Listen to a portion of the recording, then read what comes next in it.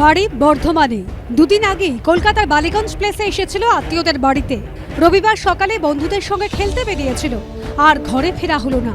রবিবার সকালে 3 বন্ধুর সঙ্গে রবীন্দ্র সরোবরে সাঁতার কাটতে নেমে ডুবে মৃত্যু হলো 16 বছরের শিবরাম সাহু। পুলিশ সূত্রে খবর, রবিবার সকাল 7টা নাগাদ 3 বন্ধুর সঙ্গে রবীন্দ্র সরোবরে ঢোকে কিশোর। এই সুইমিং পুলেই সাঁতার কাটে সে। প্রত্যক্ষদর্শীদের সঙ্গে কথা বলে পুলিশ জানতে পেরেছে, জলে নামার কিছুক্ষণ পরেই তলিয়ে যায় কিশোর। নিরাপত্তা কর্মীদের খবর দেয় কিশোরের বন্ধুরা। স্থানীয়দের সহযোগিতায় কেএমজে সাফাই কর্মীরা কিশোরকে সংজ্ঞাহীন অবস্থায় উদ্ধার করেন। এমআর বাঙুর হাসপাতালে নিয়ে গেলে কিশোরকে মৃত বলে ঘোষণা করা হয়। ও তো বর্ধমানে থাকে, তো এই দুদিন আগে এসেছিল এখানে। এসে তো এর ভাই এখানে থাকতো, 3 ভাইয়ের আগে এখানেই থাকতো।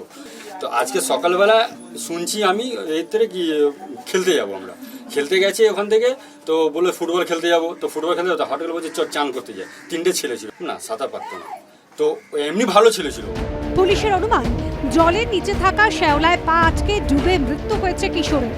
এই সুইমিং পুলের ঠিক আশেপাশে যে শ্যাওলা বা এই জাতীয় যে গাছগুলো রয়েছে, সে ঝাঁঝি বলা হয়, সেইগুলোয় পা আটকে এই ধরনের ঘটনা ঘটতে পারে সন্দেহ করা হচ্ছে। এইখান থেকে বাঁ সাইডটা পুরো ঝাঁঝি ভর্তি, কোনো মেনটেনেন্স নেই। রাইট সাইডটা দেখুন ঝাঁঝি কিছু কিছু তোলা আছে, সামান্য কিছু। এই জায়গাটা সাইডে পুরো ঝাঁঝি ভর্তি, পুরো ঝাঁঝিতে পা আটকে গেছে। এবং ঝাঁঝিতে যদি একবার পা আটকে যায়, তাকে নিচের দিকে নামিয়ে দেয় এবং সে তখন অটোমেটিক ডুবে মারা যায়। পুরো গাফিলতি বলবো কি, আমরা রেগুলার বেসে ঝাঁঝি তুলছি, 100%-এর ওপরে গাফিলতি। মর্মান্তিক এই দুর্ঘটনার জন্য কেএমডিএ কে দায়ী করেছেন স্থানীয় বাসিন্দা থেকে পরিবেশ কর্মীরা।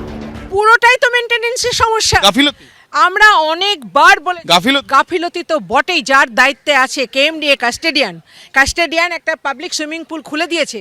এখানে এত লোক আসছে, এত রবিবার দিন শয়ে ছেলে আসছে সাঁতার কাটতে, তা তাদের কোনো দায়বদ্ধতা নেই? এটার মৃত্যুটা তো পুরো দায় নিতে হবে কেএমডিএ কে। সুইমিং পুলের রক্ষণাবেক্ষণের অভাব রয়েছে বলে স্বীকার করে নিয়েছেন সরোবরের নিরাপত্তা কর্মীরা। 3 জন ছিল, তারপরে তার মধ্যে একজন এসে আমাদেরকে যখন বললো, সঙ্গে সঙ্গে আমরা যারা চান করছিল তাদেরকে বললাম একটু দেখো, তো সঙ্গে সঙ্গে তারা জায়গাটাকে একটু করে এগুলো। তার মধ্যে আমরা পুলিশকে ফোন করলাম। মেনটেন্স হয়, হয়তো আর একটু ফাস্ট হলে ভালো হতো। এই প্রথম নয়, এর আগেও রবীন্দ্র সরোবরে জলে ডুবে মৃত্যুর ঘটনা ঘটেছে। 2022 সালের মে মাসে রবীন্দ্র সরোবর লেকে রোয়িং অনুশীলন চলাকালীন ঝড়ের মাঝে পড়ে বোট উল্টে 2 কিশোরের মৃত্যু হয়। 2013 সালের জুলাই মাসে রবীন্দ্র সরোবরে জলে ডুবে এক কিশোর ফুটবলারের মৃত্যু হয়। রবিবার সকালে ফের ঘটল মর্মান্তিক ঘটনা। তদন্ত শুরু করেছে রবীন্দ্র সরোবর থানা। ফুটবল খেলতে যাওয়ার কথা বলে বেরিয়ে সাত সকালে কেন সরোবরে সাঁতার কাটতে নামলো কিশোর?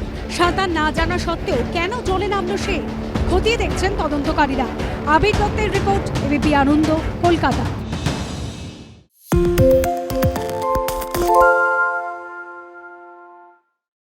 সত্য অন্তহীন, সত্যের খোঁজও তাই, সত্য সন্ধানে তাই আমরা অক্লান্ত, অকুতভয়। এবিপি আনন্দ নতুন ভাবনার প্রতীক, যা মনে মুক্ত, তথ্যে যুক্ত এবং যাবতীয় সীমানার বাঁধন থেকে মুক্ত।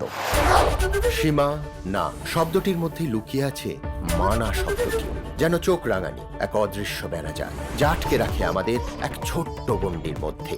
একমাত্র সঠিক খবরই গড়ে তুলবে এক মুক্ত সমাজ।